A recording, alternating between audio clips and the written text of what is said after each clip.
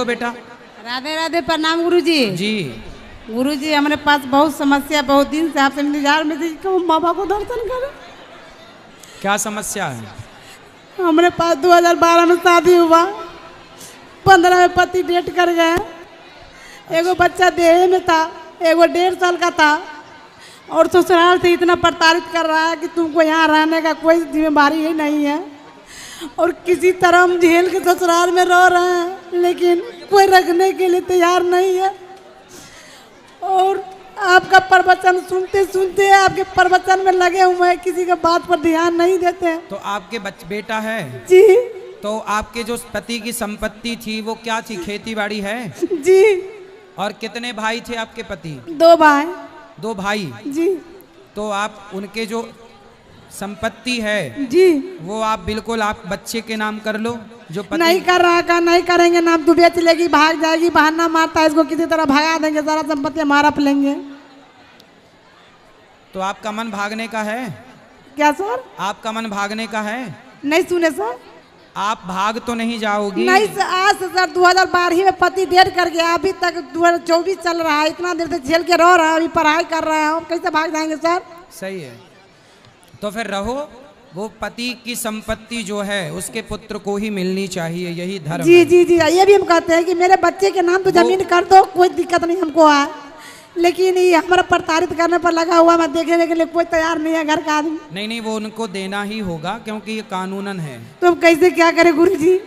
होगा, समय के साथ सब होगा। आप अपना खड़े रहो बस कि हाँ जी, हमें आप अधिकार के लिए तो लड़ना गुरुजी, कैसे हमारा चलेगा जी? अधिकार की लड़ाई खुद लड़नी पड़ती है। तो वही तो लड़ रहे हैं, लेकिन हाँ, हमारा व्यवहार रहा है गुरुजी, पांडवों कैसे ने होगा? भी अधिकार की लड़ाई लड़ी तब उनको मिला, तो आपको भी लड़ते रहना है, बस मिलेगा। ठीक है, तो बार बार गुरुजी कभी कभी आपके सब अच्छा होगा, चिंता ना करो, ये बात कराओ। राधे राधे गुरुजी। राधे राधे। आपके चरणों में कोटि कोटि प्रणाम। जब से आपका कथा सुनता, मांस मछली दारू शराब सारा चीज हम छोड़ दिए हैं। अच्छा, मेरा पूरा घर परिवार सब हमको सपोर्ट नहीं करता पूजा के लिए, तभी पूजा करते हैं। आप करते रहो, अच्छा परिवार सपोर्ट करे। गुरुजी, मेरा एक सपना है कि आपका चरण छुए। चलो अच्छा बेटा, यहाँ से बात कराओ, वो बहन से, वो बैठी है, खड़े हो जाओ। राधे राधे गुरुजी। राधे। गुरुजी, आपको देख के आंख में आंसू आ जाता है। खुश रहिए, बताओ। आपसे एक विनती है गुरुजी, मेरी माँ वहाँ पे खड़ा आपसे बात करना चाहती है। कौन? पर वो अंदर नहीं आ सकती। माँ आने में जी गुरुजी। कहाँ? बात कराओ, मेरे साथ चलो। ये जब तक बात कराओ, सुनो, कितने बहुत दूर है क्या? तो जाओ, ये लेके आएंगी अपनी माँ को, तब तक पीले भैया से बात, जाओ माँ को लेके आओ, जाओ फास्ट लेके आना जल्दी। वो पीले भैया, चलो हाँ बात कर, चलो चलो इनको दे दो। राधे राधे गुरुजी। राधे राधे। आपके चरणों में कोटि कोटि नमन। खुश रहिए। गुरुजी, सत्य का परिभाषा क्या है गुरुजी? क्या? सत्य का परिभाषा। सत्य। जी। सत्य क्या है? जी। ईश्वर सत्य है, ईश्वर ही सत्य है, भगवान ही सत्य है। राधे राधे। ब्रह्म सत्यम जगन मिथ्या। चलो वो पीले भैया से बात कराओ। राधे राधे गुरुजी। आराम से। राधे। आपको जो प्रश्न पूछ रहे हैं, अपना माता पिता को लोग आदमी क्यों भेगला देते हैं, क्यों मारते हैं, क्यों पीटते हैं, वो मेरा प्रश्न उत्तर है। इसलिए क्योंकि वो भारत की शिक्षाओं को नहीं ग्रहण कर रहे हैं। आजकल विदेशी पढ़ाई बच्चे पढ़ रहे हैं, विदेशों में जा के पढ़ रहे हैं, विदेशी कल्चर अपना रहे हैं, इसलिए आजकल के बच्चे अपने माँ बाप को सम्मानित नहीं करते। लेकिन सर, जन्म देता है वो माता पिता को क्यों नहीं देखते हैं, क्यों नहीं देखते हैं, जन्म देते हैं, क्योंकि वो माता पिता को देखना चाहिए ना गुरुजी। क्योंकि आश्रम में छोड़ देते हैं। क्योंकि आज बच्चों को ये पढ़ाया ही नहीं जा रहा है कि मातृ देवो भव पितृ देवो भव, माँ बाप भगवान है, ये पढ़ाया जाए तो वो सम्मान करें। अब वो पढ़ाया ही नहीं जा रहा है तो कैसे करेंगे? लेकिन आप गुरुजी बहुत अच्छे काम कर रहे हैं, बहुत धन्यवाद आपका। आज एक बहन आई है हमारे पास, एक माँ जो एक बहन भी है और बहन का एक भाई भी है, और भाई अपनी बहन को लेके गौरी गोपाल आश्रम में आया है। क्या पूरी बात क्या है? क्या है देखो, गौरी गोपाल आश्रम में किस तरह माँ की सेवा होती है और किस तरह इस सेवा को भगवान स्वीकार करते हैं। मैया बैठो, आओ। कहां से आई हो मेरी माँ? दतिया से। दतिया, मध्य प्रदेश। दतिया। दतिया। मैया दतिया से आई हो, घर में कौन कौन है? कोई नहीं है। बेटा? न बेटा है। बेटी? न बेटी है, कोई नहीं है। पति? न पति है। परिवार? परिवार है सब, वो अलग है सब। तो आप अभी कहाँ थी यहाँ से पहले? दतिया से आए। हाँ, तो घर में कहाँ थी? कौन आपको रोटी देता था? कौन आपकी सेवा करता था? भाई ने रखते से अब भोजन जाएगी, वो बंगे हैं, वे खाना नहीं देती, खावे को मारती हैं, पीटती हैं आपको। हाँ, घर से भगा देती हैं कि नैया रोटी भग जाए ना से। तो आपको लेके कौन आया है? हमारा भाई है। ये भाई है, बात कराओ। क्या नाम है आपका? चतुर्भुज। चतुर्भुज। माइक पास में लो। चतुर्भुज। तो आपकी ये बहन है? जी साहब। तो आप अपनी बहन को क्यों वृद्धाश्रम ले आए? या हम ही लाचार हैं। बेटा थोड़ा माइक पकड़ लो। हम लाचार हैं, मतलब हम चल नहीं फिर पा रहे, उठ बैठ इनकी सेवा नहीं कर सकत। हमने कि चलो हमारे तो जो हमारे संग। तो आपके बच्चे हैं? बच्चे तो भैया ब्याह से रहते, काऊ बहू भी हमने रोटी नहीं खाई, को वो बैठे हमें पूछा ही नहीं है। आपको कोई पूछता नहीं है? कोई नहीं। हम कसम खा रहे अपने वृद्ध की। बेटा कितने हैं आप? 3। 3। तो वो आपकी भी सेवा नहीं करते? अरे राम को नाम भजो साहब, हमारे पास जो है तो वो और ले लो। जो आपका था वो ले लिया? वो ले लो मुँह में। तो वृद्धाश्रम में रहने के लिए आपकी बहन आई हैं? बस हम तो अब। और फिर आप कहाँ जाओगे? अब घर ही जाए, हम हमारे घर से हैं। घर से? तो आपकी पत्नी है? हाँ, वृद्ध है बेबी। वो भी वृद्ध है? हाँ, बेबी झुक गई हैं। तो फिर आप दोनों की सेवा कौन करता है जब आपके बच्चे नहीं करते? भाई खाना माना बनाओ की सेवा की जरूरत ही नहीं है, मालिक सेवा करत हमारी। अच्छा, भैरवनाथ। तो ये बहन है आपकी? ये बहन है। सगी बहन है? सगी। हमारी सामने शादी भी 57 में शादी गई इनकी, 1997 में। तो फिर आपकी बहन आपके साथ कितने साल से थी? कम से कम 15-20, जब से पति मारे जब से हमारे पास संग हैं। 15 साल से आपके साथ? हाँ, 15-20 साल से हमारे, जब से आदमी मारो हमारी संग रखते। तो 20 साल से आपके साथ हैं। अब तो इनकी आयु लगभग पूरी होने को आई, कुछ साल बचे, थोड़ा और रखते। हमसे 2-3 तो बने तब तो साहब हम खुद लाचार है, नहीं तो हम आते काहे खिलाने। अच्छा, बच्चे इनकी भी सेवा करने को तैयार नहीं? बच्चे हैं कहाँ इनके? नहीं, आपके बच्चे? अरे हाँ, जहाँ हमारी सेवा नहीं कर सकते इनकी क्या कर। या हमारी सेवा काऊ ने हमें तक हमें तकलीफ भाई, काऊ ने एक गिलास पानी नहीं दो तो इनकी सेवा कर। बात कराओ मैया से। मोनी बोला भतीजे छोड़ दे, भग जाए ना से। अच्छा, भतीजा ऐसा बोलता है कि भग जाओ? कोई नहीं। देखो जरा, आज के बच्चों को आप पता नहीं क्या पढ़ा रहे हैं, क्या सिखा रहे हैं। इतना पढ़ लिख कर यदि इंसान से प्रेम ना हुआ, इंसानियत से प्रेम ना हुआ, आप इतना पैसा कमा रहे हैं और आपके घर के बूढ़े यदि भूखे हैं, प्यासे हैं, तो दौलत का करोगे क्या? इसलिए हाथ जोड़ के कहता हूं सबसे, बच्चों को 1-2 क्लास कम ही पढ़ाना, पर बड़ों का सम्मान करना जरूर सिखाना, बुजुर्गों का आदर करना, इंसान मानव जाति की सेवा करना सिखाना। मैं कम पढ़ा लिखा हूं, आपके बच्चे तो कॉलेज में पढ़ते होंगे, बड़े महंगे महंगे स्कूलों में पढ़े होंगे। अनिरुद्धाचार्य तो सरकारी स्कूल में ही पढ़ा है, प्राइवेट स्कूल में हम पढ़े हैं। तो आपसे बताए थे एक दिन के 20 रुपए महीना देते थे, फीस 30 रुपए थी, पर हमारे पिताजी गरीब, तो 20 रुपए हाथ विनती जोड़ के वहाँ 10-20 रुपए महीना वाले स्कूल में हम पढ़े हैं। हम ज़्यादा पढ़े नहीं, पर सेवा मानव जाति की करने को ही हम अपना भजन मानते हैं, अपनी भक्ति मानते हैं। अब बताओ, ये माँ के भतीजों ने, अब भाई तो लेके ही आए हैं, भाई भतीजों ने जब वृद्धाश्रम की तरफ भेजा, तो बताओ ये माँ जरूरतमंद है कि नहीं? इनकी सेवा करना हमारा धर्म है कि नहीं? हमारे द्वार पर कोई आए तो ये माँ आई द्वार पर और ये अतिथि बनकर आई, तो ये हमारी अतिथि भी हैं और माँ भी हैं, तो दो दो रिश्ते हैं। तो दो प्रकार के रिश्तों को निभाना हमारा कर्तव्य हुआ कि नहीं? हम तो सेवा ही करते हैं, और करेंगे कैसे? हम कोई बिजनेस तो करते नहीं, व्यापार तो करते नहीं। आप लोग थोड़ा थोड़ा सहयोग करते हैं, आपके सहयोग से इन माँओं को भोजन मिल जाता है, इन माँओं को दवाइयाँ मिल जाती हैं, आपके सहयोग से इन माँओं को रहने के लिए छत मिल जाती है।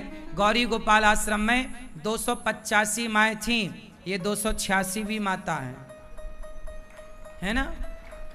इनको छत, अब देखो ना, आप अपना घर बनाते हो, आप अपने लिए छत डलवाते हो, हम भी आपसे कहते हैं आश्रम का निर्माण हो रहा है, थोड़ा थोड़ा सहयोग दोगे तो इन बेसहारा माँओं को गौरी गोपाल में सहारा मिलता रहेगा। आप सहयोग देना बंद कर दोगे तो कैसे रोटी चलेगी, कैसे चूल्हा जलेगा? इसलिए आप लोग थोड़ा थोड़ा आश्रम के निर्माण में आप एक कमरा बनवा के इन माँओं को समर्पित कर सकते हैं गौरी गोपाल आश्रम में। एक कमरे की छत डलवाएं, एक कमरे की आप फिनिशिंग करवा दें कि भाई हमारी ओर से कमरे में माँओं के लिए पलंग, गद्दा, तकिया, कूलर, पंखा हमारी तरफ से लगा दो।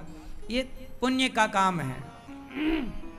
मैया, आपकी आयु कितनी हो गई? उम्र क्या है आपकी? 75 साल की हुई है। 75 की होगी। मैया, आप यहाँ आई, आपको यहाँ रहने के हमने कोई पैसे तो नहीं लिए? यहाँ रहने को कोई पैसे तो नहीं लिए? नहीं, इन माँओं से एक भी रुपए शुल्क नहीं लिया जाता। जो अच्छे से अच्छी व्यवस्था हो सकती है वो इन वृद्ध माँओं की सेवा की जाती है। आप लोग भी वृद्ध माँओं का दर्शन अपनी आंखों से करना। आप में से कितने लोगों ने दर्शन किया है वृद्ध माँओं का? किया है ना? तो आप भी दर्शन नहीं किए हो तो अपनी आंखों से करना और इन माँओं की सेवा से जुड़ना जरूर। आप इन माँओं के लिए जो चाहें, एक माँ को गोद ले सकते हैं, एक दिन का भोजन संपूर्ण माँ को दे सकते हैं। संतों को भोजन बढ़ता है, आप एक दिन का अन्न क्षेत्र करा सकते हैं कि आज हमारी ओर से हमारे माता पिता के श्राद्ध में, किसी के भी पुण्य में अन्नदान हो। ब्रात यहाँ पर गौदान कर सकते हैं, गाय की सेवा कर सकते हैं। मैया, अब आप यहीं रहना मेरी माँ, अब रोना मत। अब आपका एक बेटा है अनिरुद्धाचार्य और हम सब आपके बेटा बेटी बनकर आपकी सेवा करेंगे, ठीक है? आप कथा सुनती थी घर में? सुनाई नहीं पड़ रहा? हाँ, सुनेंगे। कथा सुनती थी जब घर में थी तो? हाँ। अच्छा, किधर होती कथा तो चले जाते, सुन लेते। अच्छा। हाँ। यहाँ अच्छा लगा आपको गौरी गोपाल में? यहाँ हाँ, अच्छा लगा? अच्छा लगा। ठीक है। अच्छा, अब पोता पोती, ये भतीजा, भाई भतीजा लेने आएंगे तो आप जाओगी वापस?